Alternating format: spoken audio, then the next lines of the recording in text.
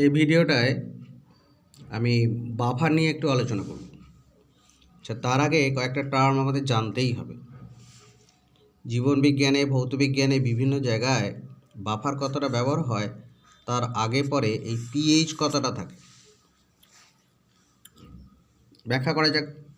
পিএইচের সঙ্গে সংশ্লিষ্ট যে কথাগুলো হচ্ছে সেগুলো হচ্ছে অ্যাসিড, ক্ষার, প্রশমন, তড়িৎ, আয়ন, চার্জ। এই কথাগুলো বারবার আসবে, এই কথাগুলো বারবার আসবে। এটা মানে এইগুলোকে ক্লিয়ার না করে বাফারে আসাই যাবে না। তো অ্যাসিড ব্যাপারটা কি? অধাতু প্লাস অক্সিজেন, অধাতব অক্সাইড প্লাস জল, একটা অ্যাসিড H2CO3। অধাতু ফসফরাস প্লাস অক্সিজেন P2O5, অধাতু আর অক্সিজেন।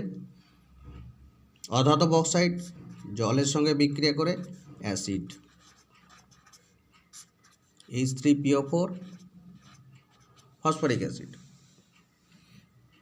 ধাতু প্লাস অক্সিজেন, ধাতব অক্সাইড, জল, ক্ষার বা ক্ষারক। এটা হচ্ছে ক্ষারক, এটা হচ্ছে ক্ষার।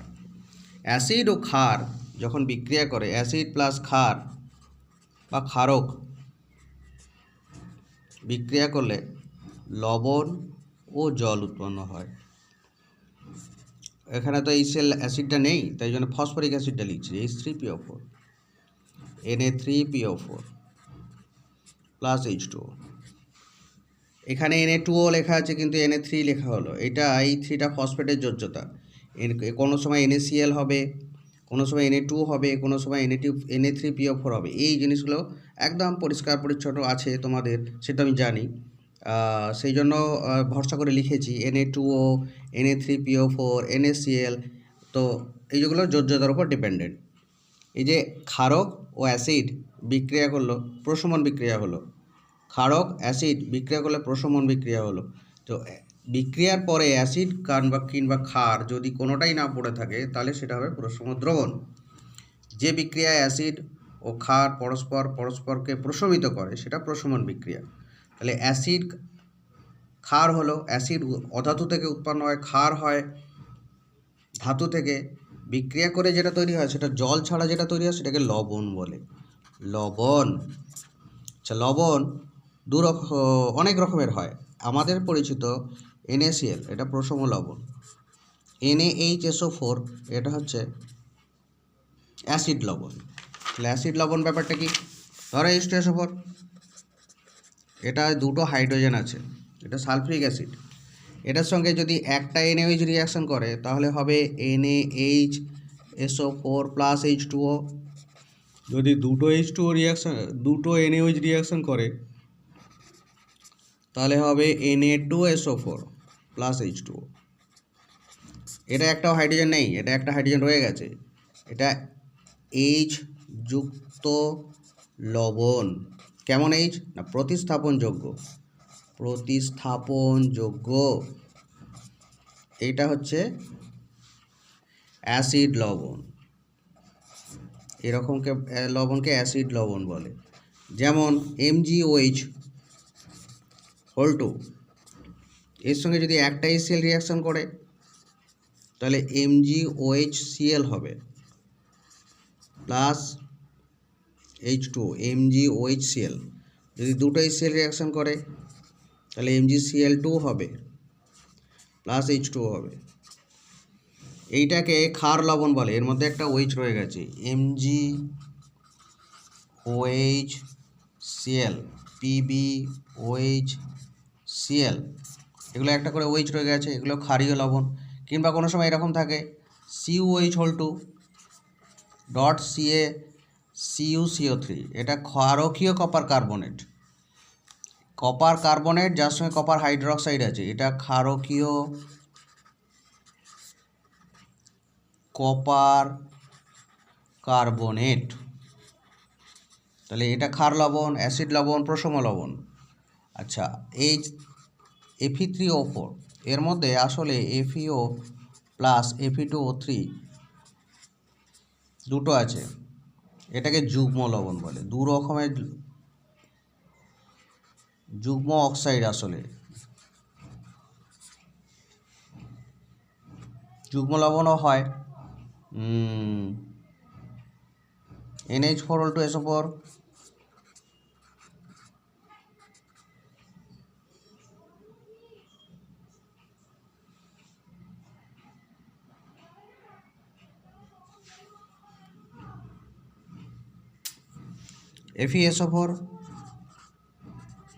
ডট NH4 ডট H2O, এইরকম যদি লবণ লেখা হয় এগুলোকে যুগ্ম লবণ বলে। আর এটা হচ্ছে যুগ্ম অক্সাইড। তিন রকমের মৌল আছে, দু রকমের লবণ আছে, এটা যুগ্ম লবণ। জটিল লবণ হয় KAuCN2, এগুলো জটিল লবণ। আচ্ছা, এবার আমাদের আলোচনার বিষয়বস্তু ছিল বাফার। বাফারের আগে পিএইচ জানতে হবে। পিএইচ মানে কি? -log10 বেস হাইড্রোজেন আয়নের গাঢ়ত্ব। তো হাইড্রোজেন আয়ন যদি -10 মোল প্রতি লিটার হয়, তাহলে লগ লাগিয়ে -log10 বেস এইটা করে সরল করে এইটা -3 নেমে এলো, log10 বেস 10 করে এই log10 বেস 10 মানে 1, আমরা এটা শিখে যাবো 2-4 দিনের মধ্যে। তাহলে পিএইচ সমান 3 বেরোলো। যে দ্রবণের হাইড্রোজেন আয়নের গাঢ়ত্ব 10⁻³ মোল পার লিটার, তার পিএইচ হচ্ছে 3। পিএইচ হচ্ছে 3। পিএইচ প্লাস পিওএইচ সমান 14, একটা সূত্র 0,714। এইগুলো যারা পিএইচ সব অ্যাসিড। এই পিএইচের মাত্রার ক্ষার যদি বলে কারোর পিএইচ 12, তাহলে বুঝবে এই 7 থেকে 14-র মধ্যে পড়ছে, এটা ক্ষারীয়। যদি কারোর পিএইচ 7 হয় তাহলে সেটা প্রশম। যদি কারোর পিএইচ 1 হয় তাহলে আম্লিক। একটা দ্রবণে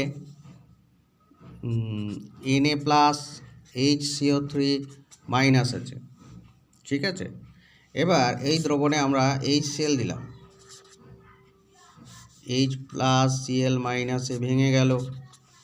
যখন দ্রবণে NaHCO3 CO এগুলো আছে, তখন একটা নির্দিষ্ট পিএইচ মেনটেন করছে। ধরা যাক পিএইচটা H2CO3ও আছে, তার এই পিএইচ মনে করো 6। সেই দ্রবণে HCl দিলাম অল্প কয়েক ফোঁটা, তার ফলে কিছু H+ এলো, কিছু Cl- এলো। এই অতিরিক্ত যে H+ এলো, তখন সেইটা HCO3 এর সঙ্গে মাইনাসের সঙ্গে বিক্রিয়া করে H2O + CO2 হয়ে গেল, কিছু কার্বন ডাইঅক্সাইড বেরিয়ে গেল। তাহলে যে একটা দ্রবণ ছিল, তার একটা নির্দিষ্ট পিএইচ আছে 6, এক বালতি দ্রবণ, তার মধ্যে 1 ফোঁটা HCl দিয়েছি, কিছু H+, কিছু Cl- গেল। তাহলে এই যে এখানে অনেক Na+, অনেক HCO3- ছিল, তার মধ্যে কিছু HCO3 কার্বন ডাইঅক্সাইডে বেরিয়ে গেল। তাহলে H+টা যেটা অতিরিক্ত দিয়েছিলাম তার জলে চলে গেল। H+এর জায়গা কে নিল? Na+। কিছু CO3 কমে গেল, কিছু HCO3 H+কে নিয়ে চলে গেল। Cl- কে ব্যালেন্স করার জন্য Na+ রয়ে গেল, অর্থাৎ এইটা তখন বিক্রিয়া করে NaCl হয়ে গেল। আলটিমেটলি Na+ HCO3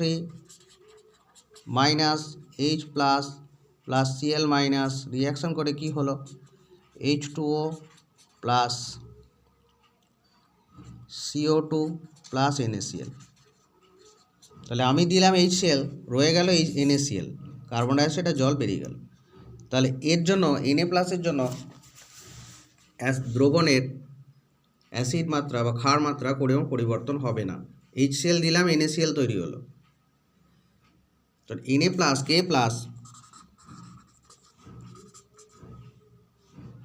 বা SO4 বা Cl- এরা পিএইচ চেঞ্জ করে না, পিএইচ কে পরিবর্তন করতে পারে না। দ্রবণে দিলাম HCl, তৈরি হলো NaCl। H2 আর CO2 দেখতে পাইনি, এদের কোনো ভূমিকা নেই। তার ফলে কি, যে পিএইচটা ছিল সেই পিএইচটাই চলে গেল, রয়ে গেল। তাহলে পিএইচ চেঞ্জ হলো না। এই যে Na+H CO3 যে মিক্সচারটা, যে এক বালতি দ্রবণটা নিয়েছিলাম, এটাকে আমরা বাফার বলি।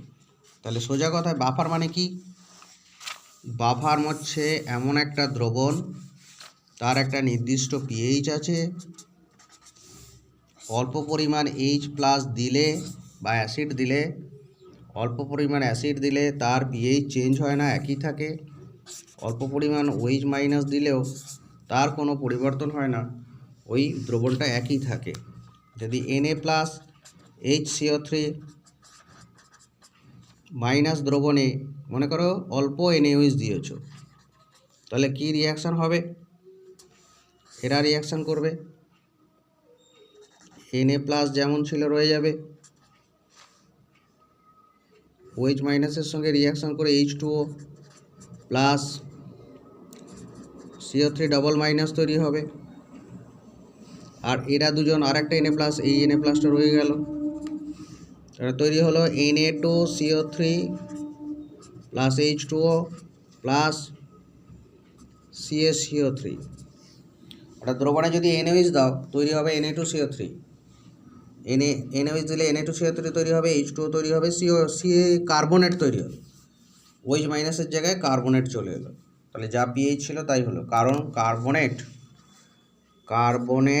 দ্রবণের পিএইচ পরিবর্তন করতে পারে না, H+ পারে আর OH- পারে। এরা দুজন দ্রবণের পিএইচ চেঞ্জ করতে পারে, এরাদের তো আলাদা করে বাইরে থেকে দেওয়া যায় না, যৌগ হিসেবে যোগ করতে হয়। ধরো OH- বাইরে থেকে তুমি দিতে পারবে না, দিতে গেলে তোমায় NaOH দিতে হবে, KOH দিতে হবে। সেই জন্য আমরা NaOH দিয়েছিলাম, কিন্তু NaOH দিলাম বটে, কিন্তু ওটা হয়ে গেল CO3, দিলাম NaOH, হয়ে গেল কার্বনেট, তাহলে যা পিএইচ ছিল তাই রয়ে গেল। এই রকম সোডিয়াম আয়ন কার্বনেট আয়নের মিক্সচারে, যেখানে বাইকার্বনেট আছে আর কার্বনেট আছে দ্রবণের মধ্যে, Na+ও থাকতে পারে, K+ও থাকতে পারে, সেই রকম দ্রবণকে আমরা বাফার দ্রবণ বলি। অ্যাসিটিক অ্যাসিড আর সোডিয়াম অ্যাসিটেট, এই মিক্সচারটাও বাফার। যদি বাইরে থেকে আমরা OH যোগ করি, এটা এক বালতি,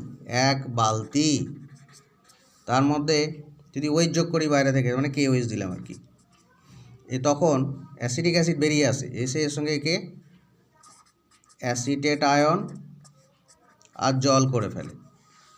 তাহলে সোডিয়াম হাইড্রোক্সাইড, পটাশিয়াম হাইড্রোক্সাইড দিয়েছিলাম, কিন্তু অ্যাসিটেট তৈরি হলো, অ্যাসিটেটের জন্য পিএইচ চেঞ্জ হয় না, যা পিএইচ ছিল তাই থাকবে। বাইরে থেকে যদি আমরা NaOH দিই, আচ্ছা NaOH KOH দিলে একই ব্যাপার, যদি HCl দিই তখন এই অ্যাসিটেট আয়ন এখান থেকে চলে আসবে, এই H+কে ধরে নেবে, অ্যাসিটেট আয়ন H+-এর সঙ্গে বিক্রিয়া করে অ্যাসিটিক অ্যাসিড হয়ে যাবে। দ্রবণে পড়ে থাকবে Na আর Cl, NaCl তৈরি হবে। অর্থাৎ এই দ্রবণটা তখন একটা বাফার দ্রবণের মতো আচরণ করে। বাফার দ্রবণ মানে অ্যাসিড বা ক্ষার দিলে অ্যাসিড ক্ষারের দেওয়ার যে পরিবর্তনের যে প্রভাব, সেই পরিবর্তনটা হয় না। অর্থাৎ অ্যাসিডকেও খেয়ে নেয়, ক্ষারকেও খেয়ে নেয়। অল্প পরিমাণ অ্যাসিড দিলাম, অল্প পরিমাণ ক্ষার দিলাম, অ্যাসিড বা ক্ষারের প্রভাবটা রইল না। এরকম মিক্সচারকে আমরা বাফার বলি। কী বলি? বাফার, যা নির্দিষ্ট পিএইচ মেনটেন করে, ধরে রাখে।